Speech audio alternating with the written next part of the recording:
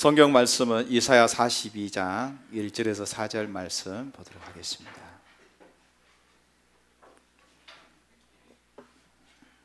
이사야 42장 1절에서 4절.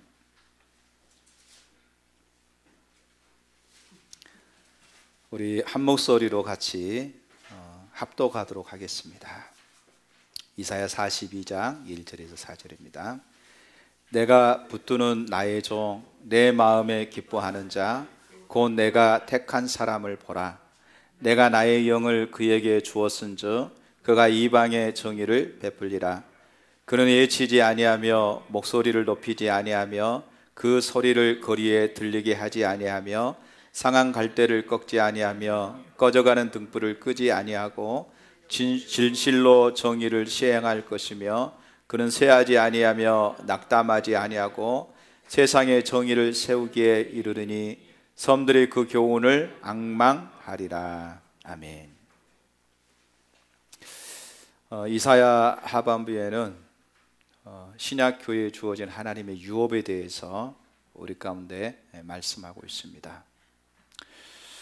그런데 하나님이 우리에게 유업을 이렇게 약속하시면서 하나 우리에게 요구하는 게 있는데 그 요구가 뭐냐? 바로 섬김의 삶을 살도록 말씀하고 있습니다. 이사야 58장에 보게 되면 금식하는 삶에 대해서 얘기하고 있습니다. 그러니까 금식하는 삶을 통해서 섬김의 삶이 무엇인가를 우리 가운데 더 구체적으로 설명하고 있다고 볼 수 있습니다. 하나님은 그 하나님의 놀라운 일들을 이루시기 전에 반드시 하나님의 백성들에게 섬김을 요구하세요. 다른 말로 얘기하면 하나님은 섬기는 종들을 통해서 하나님의 일을 이루신다고 말씀하고 있습니다. 그래서 하나님의 유업, 하나님의 회복을 맞이하기 위해서는 교회가, 하나님의 종들이 반드시 섬김의 삶으로 전환되는 것이 필요합니다. 그래서 오늘은 주를 위한 사랑의 섬김, 이런 주제를 가지고 간략하게 살펴보려고 합니다. 크게 두 가지를 살펴보려고 합니다. 하나는 예수님은 우리의 섬김의 모델 되신다. 그래서 우리가 어떻게 섬길 것인가? 예수님이 이 땅에 섬기는 종으로 오셨듯이 우리도 이 땅에서 섬기는 종의 삶을 살아야 됩니다. 두 번째로 살펴볼 것은 그러면 우리는 어떻게 섬기는 삶을 살 것인가? 이 영역에 대해서 살펴보려고 합니다. 자, 첫 번째, 예수님은 우리의 섬김의 모델이십니다. 이사야 하반부에 보게 되면 핵심이 뭐냐? 메시아를 통한 인류의 구속에 대해서 얘기하고 있습니다. 그리고 하나님의 회복에 대해서 약속하고 있습니다. 하나님께서 이 땅에 하나님의 어떤 구원을 위해서 메시아를 보내줄 것을 약속하고 있습니다. 그래서 메시아가 이 땅에 오실 것을 말씀하시는데 그 메시아가 어떤 메시아냐? 섬기는 종으로 오신 메시아, 종으로 오신 메시아에 대해서 얘기하고 있습니다. 그래서 우리가 이사야 하반부를 이렇게 얘기하기도 합니다. 고난받는 종의 노래다, 이렇게도 표현을 합니다. 이처럼 종으로 오신 메시아, 또 섬기는 종으로 오신 메시아에 대해서 얘기하고 있습니다. 자, 그러면 신약에 있는 교회는 뭐냐? 메시아, 그리스도에게 속한 무리, 이렇게 표현합니다. 그리스도 안에 있는 무리 또는 그리스도에게 속한 무리가 바로 교회입니다. 그래서 예수님이 이 땅에 섬기는 종으로 왔듯이 교회는 예수님께 속했기 때문에 교회도 마땅히 이 땅에서 섬기는 삶을 사는 것이 마땅하다는 겁니다. 그래서 하나님께서 이사야 하반부에 하나님 놀라운 약속, 하나님의 유업을 주었는데 그 유업은 단순히 구약을 통해서만 얘기하는 게 아니죠. 우리가 이사야 하반부를 볼 때에 크게 세 가지 측면에서 살펴보는 거죠. 하나는 뭐냐면 이스라엘의 회복에 대해서, 포로로 잡혀간 이스라엘 하나님의 회복시키기에 대한 하나님의 약속이 이사야 하반부에 담겨져 있죠. 두 번째는 고난의 종으로 오신 메시아, 메시아를 통해서 하나님 백성들을 구속하실 하나님의 계획이 이사야 하박국에 담겨져 있습니다. 세 번째는 교회를 통해서 이 땅에 하나님께서 회복과 부흥에 대한 하나님의 약속이 담겨져 있습니다. 그래서 우리 이 세 가지 약속의 측면에서 살펴야 되고, 특별히 저와 여러분이 살펴봐야 될 의미는 뭐냐면, 이 땅에 하나님의 회복, 하나님의 부흥을 향한 그 하나님의 약속에 대해서 살펴보면서 우리가 살펴봐야만이 의미가 있습니다. 그래서 예수님이 이 땅에 섬기는 종으로 오셨다, 예수님이 우리의 모델이시다, 그럼 당연히 우리는 예수님께 속했기 때문에 이 땅에서 우리도 당연히 섬김을 통해서 하나님의 나라가 회복되고 하나님의 나라가 이루어진다고 하는 사실을 살펴볼 수가 있습니다. 자, 먼저 예수님이 우리의 섬김의 모델이신데, 신약 성경에서, 그러니까 성경은 예수님이 섬김의 종으로 오셨다고 하는 사실을 우리 가운데 잘 설명하고 있습니다. 마태복음 12장 15절에서 21절 찾아보실까요? 마태복음 12장 15절에서 21절.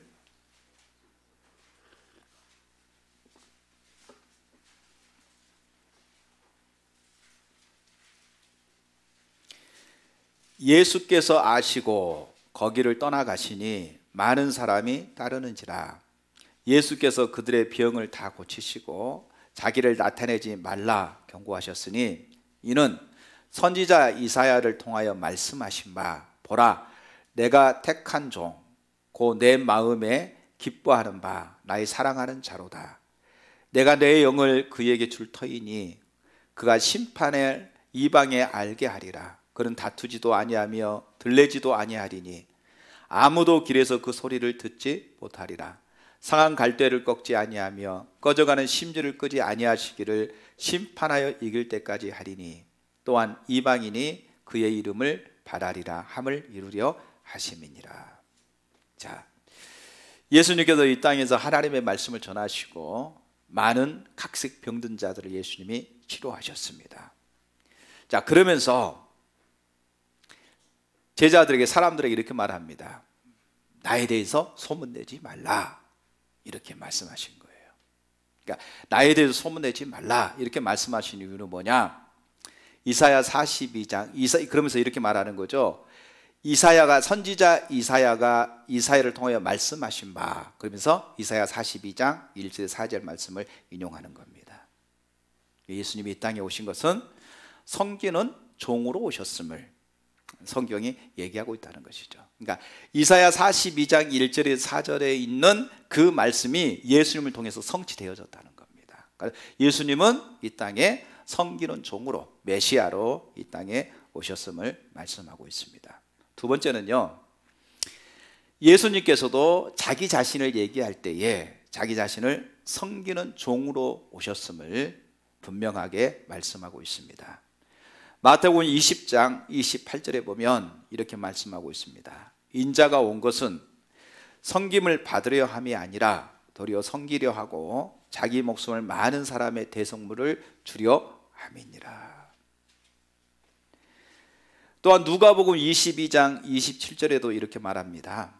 앉아서 먹는 자가 크니 섬기는 자가 크냐? 앉아서 먹는 자가 아니냐? 그러나 나는 섬기는 자로 너희 중에 있노라.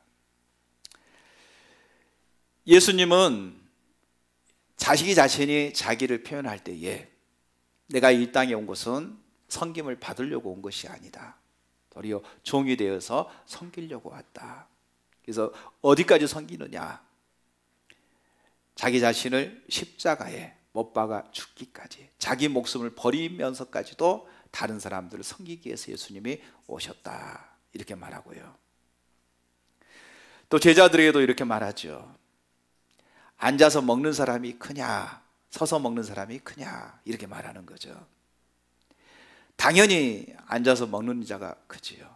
나는 너희 중에 섬김을 받으려고 오는 것이 아니라 너희에게 내가 섬기는 자로 너희 중에 지금 있다, 이렇게 말하면서 예수님은 철저하게 섬기는 자로 이 땅에 오셨음을 본인이 말씀하고 있습니다. 예수님은요, 그래서 예수님의 3년 공생애를 보면은 예수님 대접을 받으려고 하지 않았고요, 사람들한테 인정받으려고 하지 않았어요. 예수님은 사람들의 인기에 신경 쓰지 않았어요. 왜냐하면 철저하게 종으로 오셨거든요. 섬기는 종으로 오셨거든요. 그래서 그 역할을 감당하신 겁니다. 만약에 사람들한테 인정받고 사람들의 인기를 이렇게 받기를 원했다고 한다면 자기에게 왔던 그 수많은 사람들을 다 보내지 않았겠죠. 그들한테 잘해가지고 어떻게 하든지 자기를 따르도록 말고 자기를 추종하도록 이끌었겠죠. 근데 예수님은 그렇게 하지 않았어요. 왜냐하면 자신은 철저하게 섬기는 종으로서, 하나님을 섬기는 종으로서, 하나님의 섬기는 종으로서 이 땅에 오셨음을 얘기하고 있습니다. 사도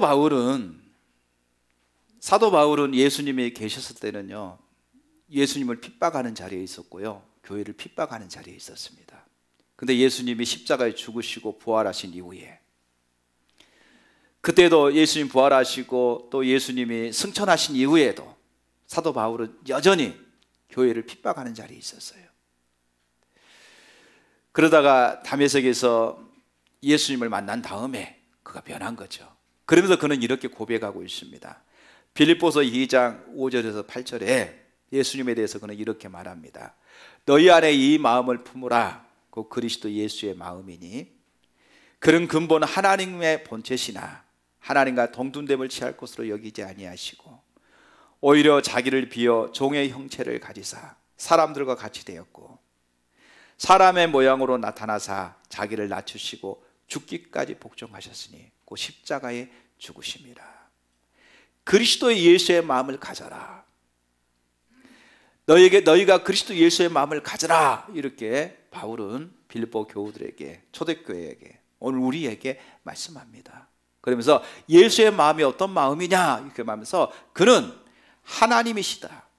하나님의 본체라는 말은 하나님이시다. 그런데 하나님과 동등됨을 여기지 아니하고 오히려 자기를 비워서 종의 형체를 가지고 이 땅에 오셨다는 거예요.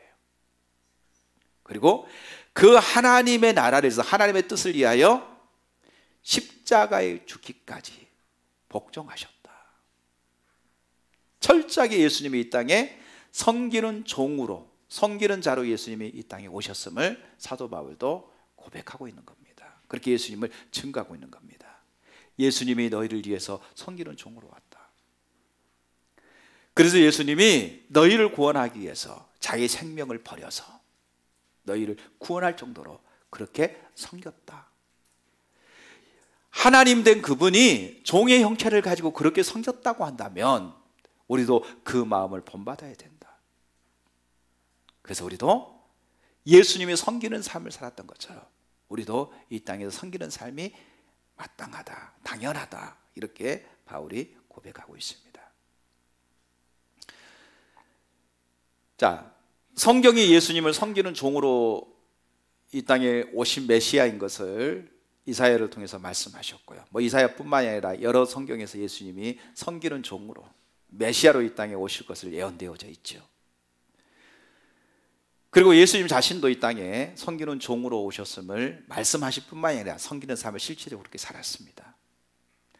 예수님의 제자들의 증언도 마찬가지입니다. 예수님이 이 땅에 섬기는 종으로 오셨다. 그리고 십자가에 죽기까지 복종하셨다. 이렇게 예수님의 섬기는 종이라고 하는 사실을 말씀하고 있습니다. 예수님도 자기의 제자들에게 너희도 이 땅에 내가 섬기는 삶을 살았듯이 너희도 섬기는 자가 되라. 이렇게 예수님이 말씀하십니다. 이것은 단순히 제자들에게만 주시는 말씀이 아니라 오늘 주님의 제자인 그리스도 예수 안에 속한 교회, 저와 여러분에게도 동일시하게 섬기는 삶을 살라고 말씀하고 있는 것입니다. 요한복음 13장 13절에서 15절에 보면 예수님이 이렇게 말합니다. 너희가 나를 선생이라 또는 주라 하니 너희의 말이 옳도다. 내가 그러하다. 내가 주와 또는 선생이 되어 너희 발을 씻었으니 너희도 서로 발을 씻어주는 것이 옳으니라. 내가 너희에게 행한 것 같이 너희도 행하게 하려 하여 본을 보였노라. 자, 예수님께서 제자들에게 발을 씻겨주었습니다. 보통 발은 누가 씻겨주느냐 하면요, 낮은 사람이 높은 사람을 씻어주고요, 종이 주인을 씻겨주는 것이 바로 발을 씻겨주는 겁니다. 이게 종의 역할입니다. 자, 예수님은 누구냐? 제자들이 봤을 때 제자들은 예수님을 뭐라고 부르냐? 선생님 또는 주님이라고 부릅니다. 그렇게 부르는데 예수님도 인정을 하는 거죠. 너희들이 나를 선생님이라 또 주님이라고 나를 부르니 맞다. 나는 너희가 부르듯이 선생이고 주님이다. 그런데 내가 너희의 발을 씻겨준 것처럼 너희도 당연히 그렇게 서로 발을 씻겨주는 것이 맞다. 그러면서 예수님이 하신 말씀이 뭐냐면은, 어떤 사람이 크냐? 앉아서 먹는 사람이 크냐? 아니면 섬기는 자가 크냐? 이렇게 묻는 거죠. 당연히 앉아서 먹는 사람이 크다는 거죠. 그러니까 예수님은 앉아서 먹는 사람인데, 섬김을 받을 사람인데 도리어 예수님이 섬기는 자리에 있다는 거예요. 섬기는 자리에 있는 것은 뭐냐면, 너희에게 내가 본이 되기 위함이다. 모델 되기 위함이다. 본받으라는 거죠. 배우라는 겁니다. 서로 섬김 받으려고 하지 말고, 내가 선생이고 주님이지만, 내가 앉아서 먹어야 되는 것이 너무나 당연하지만, 그렇지 않냐고 내가 지금 섬기는 자로 있는 것은 뭐냐? 너희 가운데 본이 되어서 너희도 앉아서 얻어먹으려고 하지 말고 섬기는 자로, 섬기는 자가 되도록 하기 위해서 내가 너에게 지금 본이 됐다. 이렇게 예수님이 말씀하고 있는 것이죠.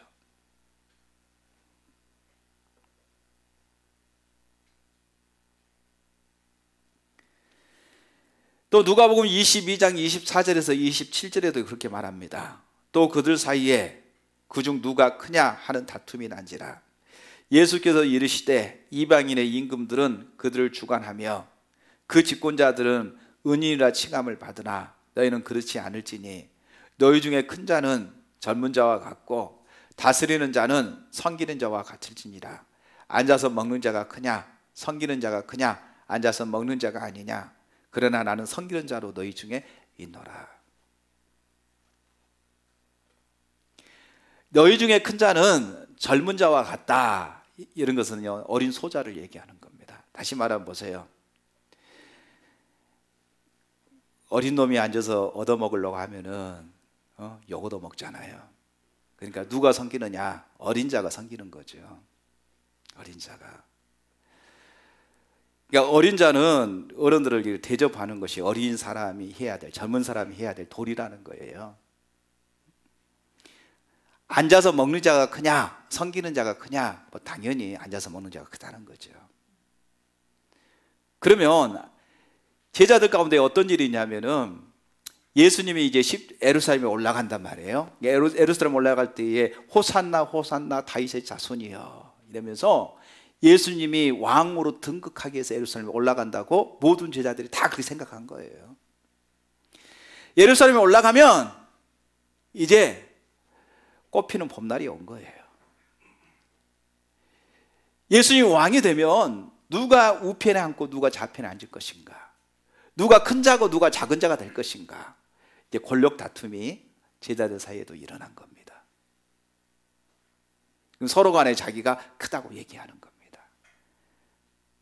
예수님이 제자들이 그렇게 다투는 모습을 보면서 예수님이 이렇게 말하죠. 너희 중에 큰 자는 젊은 자가 돼야 된다. 섬기는 자가 돼야 된다는 거예요. 앉아서 먹는 자가 크냐, 섬기는 자가 크냐? 뭐 당연히 앉아서 먹는 자가 크죠. 그런데 하나님 나라는 섬기는 자가 크다는 거예요.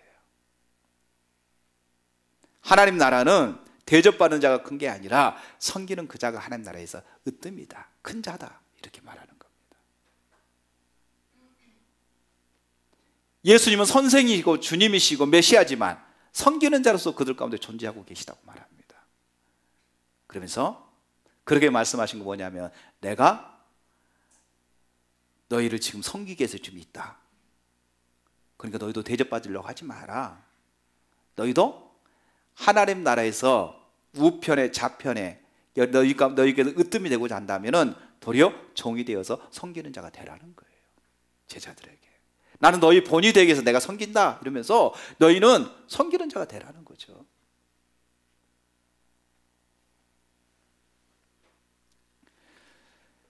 여러분, 우리가 이렇게 자기 자신을 낮추고 섬기는 자가 쉽습니까? 어렵습니까?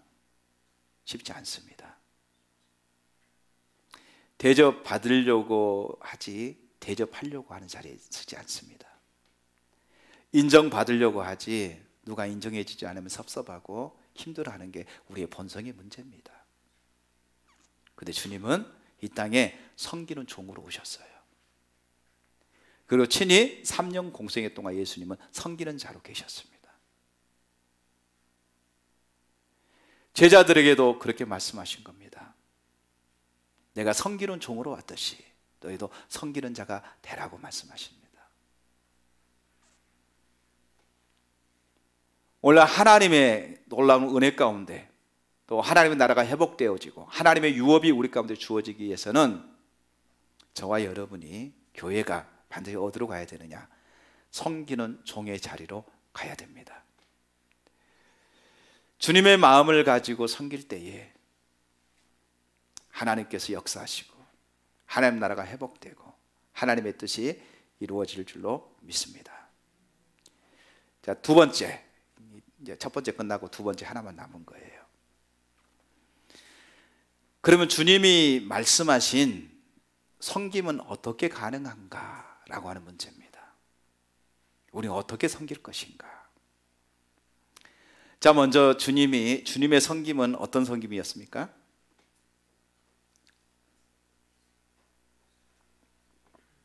조건 없는 섬김이었어요. 거저주는 섬김. 주님의 사랑을 우리는 흔히 이렇게 말합니다. 아가페 사랑이다. 이렇게 말합니다. 아가페 사랑이라는 것은 무적정 사랑하는 거예요. 무적정. 조건 없이 사랑하는 거예요. 그러니까 주님이 우리를 섬기되 그분은 조건 없이 무한정 사랑을 주셨어요. 이게 주님의 사랑의 섬김입니다. 그러니까 우리도 어떻게 섬겨야 되느냐? 그 주님의 사랑을 본받아서 조건 없는 사랑, 무조건적인 섬김, 그 자리에 있어야 됩니다. 조건적인 섬김이 아니라는 거지요. 무조건적인 섬김, 거저주는 사랑이라는 거예요. 대가를 바라는 섬김이 아니라는 것이죠. 그 섬김을 해야 됩니다. 그런데 대가를 바라지 아니하고 섬긴다. 아가페적인 사랑 알아요. 그래야 된다는 것도 알아요. 그런데 이게 어려워요. 잘 안 돼요. 우리는 자꾸 이렇게 섬기면서 마음을 주고 또 사랑을 주면서도 뭔가 받기를 원해요. 내가 이렇게 줬으니까 너도 나한테 뭔가를 주기를 원하는 거죠. 이게 나는 줬는데 안 주면 그러면 이제 상처받는 겁니다. 시험 든 겁니다. 힘이 드는 겁니다. 이거는 주님이 말씀하시는 섬김과는 거리가 있는 섬김이에요. 요조 목사님은 이거를 끈 달린 섬김이다 이렇게 표현하더라고요. 끈이 있어요. 끈이 달렸으니 그 뭐예요? 잡아당기며 반대쪽으로 와야 돼. 조건이 있는 섬김이라는 거죠. 근데 주님이 우리를 위해서 섬기는 것은 조건이 없는 섬김입니다. 거저주는 섬김이에요. 부모와 자식 가운데도요, 조건 없는 섬김이 아니라 조건이 있어요. 내가 너를 어떻게 키웠는데. 자식은 이렇게 말하죠. 나를 낳았으면 해주는 것이 당연하잖아 이렇게 얘기하잖아요. 근데 부모는 내가 너를 어떻게 키웠는데 네가 어떻게 나한테 그럴 수가 있어. 조건이 다 있어요. 우리가 가장 큰 사랑을 어찌 보면 부모와 자녀와의 사랑이라고 얘기할 수 있겠죠. 그런데 부모와 자녀의 사랑에도요 조건이 있더라고요. 내가 정성을 다해서 키웠으니까 네가 나에게 노후에 나에게 잘해줘야 된다고 하는 이런 조건이 깔려 있어요. 그런데 자식이 그렇게 못하잖아요. 그러면 마음속에 이런 마음을 갖는 거죠. 자식한테 투자해봐도 다 필요 없어. 그게 이런 거죠. 재산도 자식 물려주지 말고 내가 가지고 있다가 다 쓰고 그 다음에 이쁜 자식 있으면 주던지 뭐 이렇게 얘기하는 게 뭐냐 하면은 다 거기에서 나오는 겁니다. 끈달린 섬김에서 나오는 겁니다. 그러니까 부모와 자식 가운데서도 무조건적인 사랑이 아니라 조건적인 사랑이에요. 근데 하나님 예수님이 우리에게 사랑을 베푸는 그 사랑은요, 조건 없는 사랑이에요. 무조건적인 사랑이에요. 완전한 사랑이에요. 주님이 우리에게 그 사랑을 주신 거예요. 주님이 그 사랑을 베푼 거예요. 그러게 이 주님이 섬기셨어요. 만약에 주님이 자기 몸을 십자가에 못 박아 죽기까지 우리를 사랑하셨고 우리에서 그렇게 하나님이 투자를 했어요. 우리를 죄를 용서하시고 대속하시고 우리를 구원해서 하나님의 자녀 삼으시고 우리를 하나님의 것 만드셨어요. 자, 그런데 그럼 보세요. 저를 보세요. 저와 여러분이 누구의 거예요? 세상에서 우리를 구원해서 누구 것 만들었어요? 하나님의 것 만들었어요. 우리가 그리스도 예수 안에 있다는 건 하나님의 거예요. 근데 우리는 하나님의 것임에도 불구하고 하나님을 바라보지 않아요. 여전히 세상을 바라보고 세상의 미련을 가지고 있고 여전히 하나님이 우리를 거룩한 삶을 살라고 말하는데 우리는 거룩한 삶과는 거리가 먼 삶을 살아요. 여전히 세상 사랑함이 가득하고 있지요. 거짓과 이선을 가지고 있지요. 교만하지요. 이런 삶을 산다고 생각해 봅시다. 주님이 조건적인 사랑을 줬다고 한다면 우리를 보고 어떻게 할까요? 난리가 날 겁니다. 이게 싹 엎어버리고 다시 할까? 주님이 여러분을 보시고 뭐라고 했어요? 이야, 마치 솔로몬이 술람이 여인을 보면서 아름답고 존귀하고 보배롭고 탐스럽고 머리부터 발끝까지 너무너무 이뻐서 어찌할 바를 모르는 그렇게 보실까? 아니면 조건적인 사랑을 가졌을 때 말하는 겁니다. 우리를 보면서 누구 어우 성질나, 내가 저것을 위해서 내가 그렇게 희생했다니, 뭐 이런 마음으로 보실까? 우리 모습을 보면서. 아마 조건적인 사랑으로 주님이 우리에게 섬겼다고 한다면요, 골백 번 죽어도 또 죽어도 할 말이 없을 정도로. 그렇죠? 주님 앞에 우리는 주님의 마음을 아프게 할 때가 너무 많은 거죠. 감히 고개도 못 들어 너무나 죄송스러워서. 그런데도 불구하고 주님은 무조건적인 사랑, 무조건적인 섬김, 그리고 기다려주시고 소망을 주시고 다시금 일으켜주시고 함께 하시는 그 사랑, 여전히 기대를 갖고 계시는 사랑, 그 사랑이 주님의 사랑이에요. 우리는 부모도 자녀에게 뭔가 열심히 하면 기대감을 갖다가 자녀가 뭔가 삐뚤어지고 그러면 나중에는 기대감도 포기해버려요. 그러면서 아이고 이렇게 한숨을 쉬어요. 근데 주님은요, 우리를 보고 한숨을 안 쉬어요. 여전히 기대감을 가지고 계세요. 형편없이 망가져서 정말 아무것도 못한 존재임에도 불구하고 하나님은 우리에게 여전히 기대감을 가지셔. 여전히 사랑하셔. 여전히 기다려주셔. 여전히 소망을 가지고 계셔.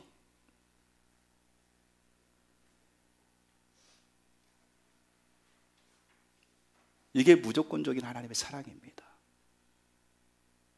하나님의 섬김입니다. 100번, 20번, 1000번 다 포기해버릴 수도 있지만 주님 포기하지 않아요. 여전히 소망을 갖고 기다려주시고 여전히 우리 가운데 기대감을 가지고 계신 게 하나님의 사랑이에요. 그게 아니라고 한다면요, 하나님의 사랑에서 벌써 우리는 끊어졌지요. 이게 주님의 사랑입니다. 주님의 섬김입니다. 주님이 그렇게 섬겼듯이 우리에게도 그 섬김을 요구하는 거예요. 여러분들 사람들 보고 뭔가 우리가 원하는 데 되지 않은 것 때문에 실망하고 낙심하고 이제는 마음에서 지워버렸습니까? 조건적인 섬김인 겁니다. 끈달린 섬김입니다. 주님이 버리지 않았는데, 주님이 끊지 않았는데 우리가 어떻게 버리고 끊을 수 있겠습니까? 주님은 여전히 기대감을 가지고 있는데, 주님은 여전히 소망을 가지고 있는데, 주님이 우리에게 내가 그들을 사랑하는데 너는 어찌하여 그들에 대해서 부정적인 말을 하고 판단하고 정죄하느냐? 내가 그들을 사랑한 것처럼 너희도 사랑하라는 거예요. 아멘. 이게 섬김입니다. 근데 이 섬김은 어디서 오느냐? 하나님과의 친밀한 교제에서 나옵니다. 하나님과의 친밀한 교제에서 이 섬김이 나와요. 절대로 섬김이 먼저 가지 않습니다.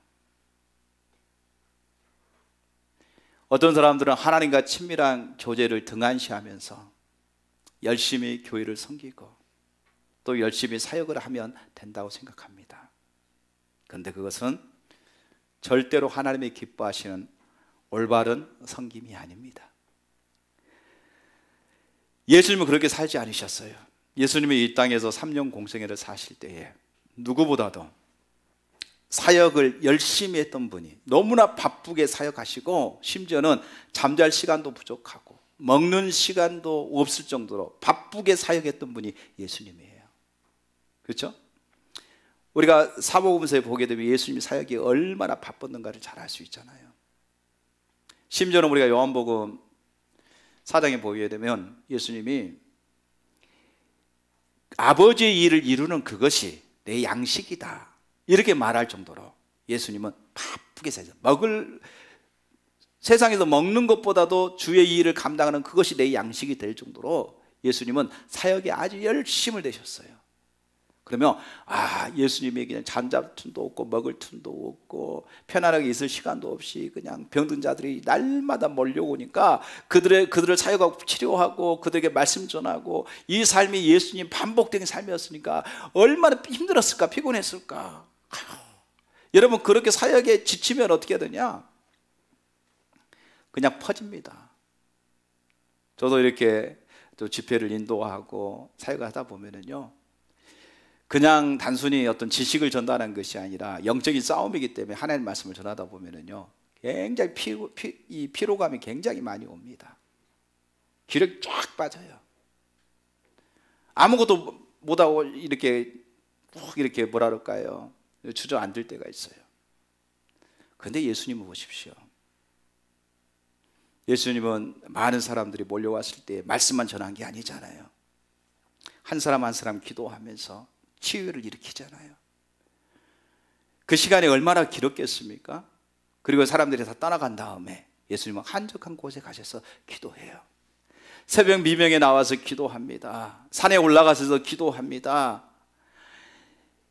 여러분, 우리가 사복음서 보게 되면 가장 강조하고 있는 부분 중에 하나가 뭐냐면요, 아버지와의 친밀한 교제를 그 어떤 것보다도 예수님이 강조하셨던 역할입니다. 예수님의 사역은, 예수님의 섬김은 어디서 왔느냐? 아버지와의 친밀한 사랑의 관계에서 사역이 왔어요. 그래서 사역이 그렇게 분주하고 바쁜 가운데서도 예수님은 절대로 포기하지 않는 것, 절대로 뭐라 그럴까요? 말이 잘 생각이 안 나서. 항상 했던 거, 절대로가 아니라 항상 했던 거. 그게 기도예요. 매일매일 했던 거. 그게 기도입니다. 그리고 기도를 통해서 하나님과 친밀한 교제 안에 하나님의 뜻을 발견하고, 아무리 바빠도 했던 거, 밥을 안 먹어도 했던 거, 기도하는 삶이었어요.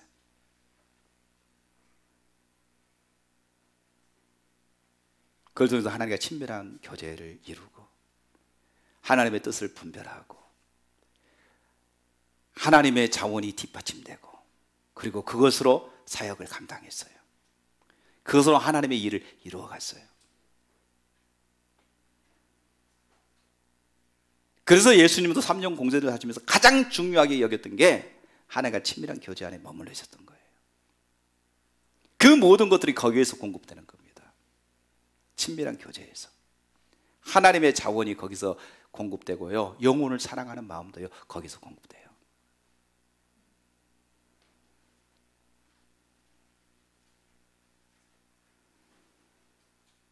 호세아 6장 6절에 보니까 이렇게 말합니다. 나는 인애를 원하고 제사를 원하지 아니하며 번제보다 하나님 아는 것을 원하노라.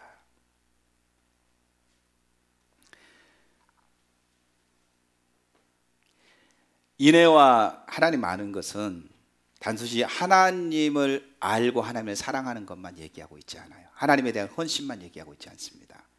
인애와 사랑, 호세아 6장 6절에서 말하는 그 인애는 이웃을 향한 사랑을 얘기해요. 그러니까 하나님 사랑 플러스 이웃 사랑을 얘기하는 겁니다. 이웃 사랑. 그럼 보세요. 호세아 시대 때 제사와 번제가 활발하게 드려졌어요. 다시 말하면 예배가 잘 드려졌어요. 근데 문제는 뭐냐면 이웃에 대한 사랑이 결렬되어져 있었어요. 하나님을 사랑한다고 말하면서 결론적으로 이웃에 대해서는 섬김의 자리에 있지 않았어요.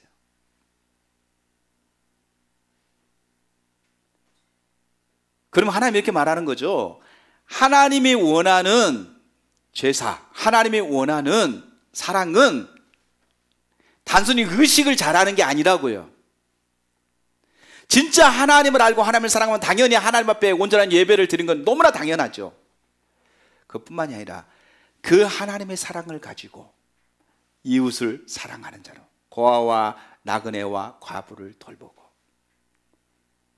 이웃에게 하나님의 사랑을 베푸는 것으로 나타나는 겁니다. 이 두 가지가 같이 되어져야 되는 거예요. 종교적인 의식은 잘한다 할지라도 이웃과의 관계가 개선되지 않아요. 회복되지 않습니다. 그러면 이것은 하나님을 사랑하는 것이 아니라는 거예요.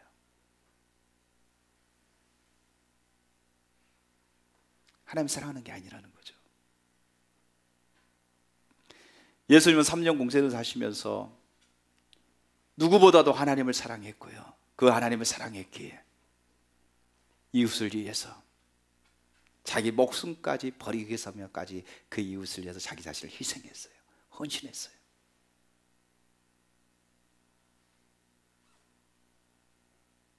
예수님을 따르는 자들만 위해서 그런 게 아니에요. 예수를 비방하고 예수님에 대해서 부정적인 생각을 갖는 사람들을 위해서도 예수님은 자기 자신을 희생했어요.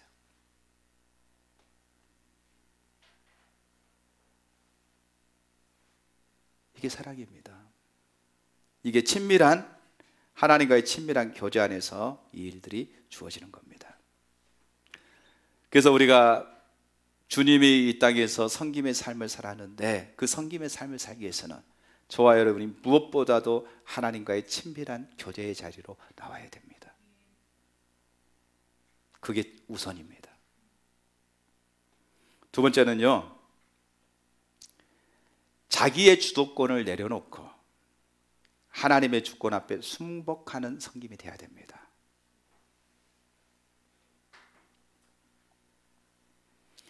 하나님께서 놀라운 일들을 행하실 때마다 하나님은 하나님의 주도권을 철저하게 순복하는 섬김을 요구하십니다. 그렇게 되기 위해서는 하나님의 주권 앞에 자기의 주도권이 철저하게 내려져야 됩니다. 우리가 모세와 여호수아의 경우를 보게 되면요, 그들이 철저하게 하나님께 주도권을 내리는 모습을 내리라고 하나님 말씀하시죠. 출애굽기 3장 5절에 보면 하나님이 이르시되 이리로 가까이 오지 말라. 내가 선 곳은 거룩한 땅이니 내 발에서 신을 벗으라.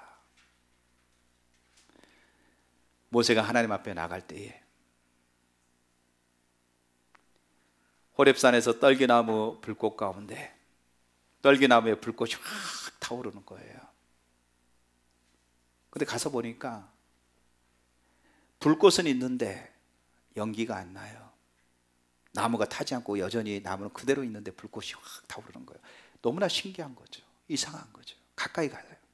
가까이 갔더니 하나님이 이렇게 말씀합니다. 모세야, 이리로 가까이 오지 말라.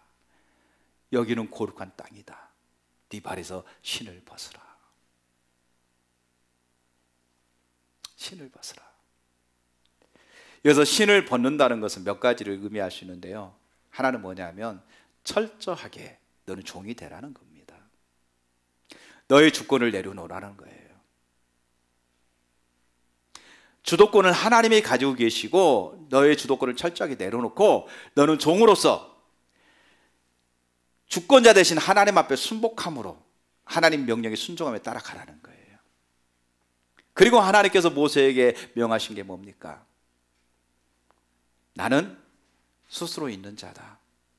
나는 아브라함과 이삭과 야곱의 하나님이다. 언약의 하나님이다. 하나님이 어떤 하나님인가를 얘기합니다. 내가 너를 부른 목적에 대해서 얘기하고 있죠. 내가 내 백성을 이리로 데려와서 여기서 내가 그들에게 예배를 받으려고 한다. 내가 그들의 고통을 정령받다. 그들을 구원하려고 한다. 네가 가서 그들을 데려와라. 하나님의 목적에서 얘기합니다. 모세 입장에서는 어떻게 그 일들이 가능할 것인가 도저히 이해할 수가 없습니다. 자기 생각을 피하랍니다. 하나님, 내가 이런 사람이 나는 어떻게 말할 수 있습니까? 가면 누가 어떻게 내 말을 듣고 따라 주기나 하겠습니까? 나는 말도 못하는데 어떻게 합니까? 모세야, 네 주권을 내려라. 내가 할 것이다. 지팡이를 들어라, 내려라, 손을 넣어라, 빼라. 그래도 못하겠다고 하니까 말 잘하는 네 형 아론이 있지 않느냐. 가라.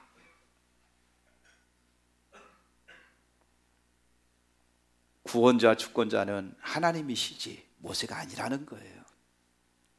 모세는 그 하나님의 명령에 순종함으로 자기 주권이 내려져야만이 하나님 명령에 순종할 수 있어요. 아멘. 자기가 여전히 주권을 가지고 있으면은요, 하나님의 명령에 순종하지 못합니다. 어렵습니다. 왜? 자기의 힘을 보거든요. 자기의 능력을 보거든요. 자기의 역량을 보거든요. 자기가 가진 한도 내에서 쳐다보기 때문에 못합니다가 당연히 나오는 거예요. 안 됩니다, 못합니다, 할 수 없습니다가 나와요. 자기 입장에 있다 보니까. 그런데 자기 주도권을 내려놓고 하나님의 주도권을 인정하면은요, 아멘, 할 수 있습니다. 내게 능력 주신 자 안에서 내가 모든 것을 할 수 있습니다. 말씀만 없어서 종이 순종하겠습니다. 이 자세가 거기서 나오는 거예요. 믿음이요, 자기 주도권이 내려져야만이 하나님의 주도권을 인정하고 그 주도권 앞에 내가 서게 될 때에 내게 능력 주신 자 안에서 내가 모든 것을 할 수 있습니다. 주님 말씀 없어서 종이 순종하겠습니다. 이게 되어지는 겁니다. 되어져요. 성김이요? 내부로 안 되죠. 그러나 주님께서 함께 하시고 주님께서 인도하실 것을 신뢰하기 때문에 그거에 순종한 자리로 가게 되는 것이죠. 이게 가능합니다. 여호수아 5장에도 보면은 여호수아 5장 14절에서 15절에 보게 되면